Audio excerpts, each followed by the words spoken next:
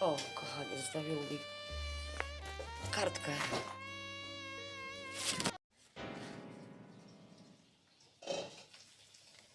Kochanie, wręczam Ci ten piękny bukiet kwiatów, o których dręczyłaś mnie od miesięcy. Kocham Cię i mam nadzieję, że będą rosły długo i szczęśliwie. Twój Lucek.